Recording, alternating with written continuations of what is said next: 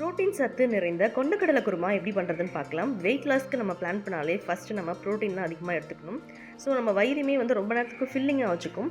சப்பாத்தி பூரிக்கு காம்பினேஷன் சூப்பராக இருக்கும். ஒரு கடாயில் 4 டேபிள் ஸ்பூன் ஆயில் விட்டுக்கோங்க.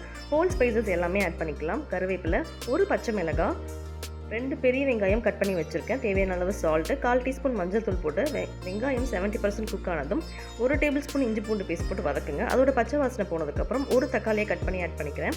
இதெல்லாம் நல்லா குக் ஆனதுக்கப்புறமா வேக வச்சுருந்த கொண்டக்கடலையும் நம்ம ஆட் பண்ணிக்கலாம். காரத்துக்கு ஏற்ற மாதிரி 2 டேபிள் ஸ்பூன் மிளகாய் தூள், 1 டேபிள் ஸ்பூன் மல்லித்தூள், 1/2 table spoon garam masala add பண்ணி மசாலா குக் ஆனதும் கொண்டக்கடலை வேக வச்ச தண்ணி அப்புறமா நார்மல் வாட்டரையும் மிக்ஸ் பண்ணிக்கோங்க. எவ்வளோ உங்களுக்கு குழம்பு குருமா தேவையோ அந்த அளவுக்கு தண்ணி ஆட் பண்ணிக்கோங்க. இதுக்கு ஒரு பேஸ்ட் ரெடி பண்ணிடலாம். ஒரு சின்ன பத்தை தேங்காய், 1/2 டேபிள் ஸ்பூன் சோம்பு, 10 முந்திரி, 1/4 டீஸ்பூன் கசகசா, இது எல்லாத்தையும் நல்லா அரைச்சி குழம்பு நல்லா கொதிச்சதுக்கு அப்புறமா இந்த தேங்காய் பேஸ்ட்டையும் ஆட் பண்ணி ஒரு 5 மினிட்ஸ் கொதிக்க வச்சு இறக்கிடுங்க.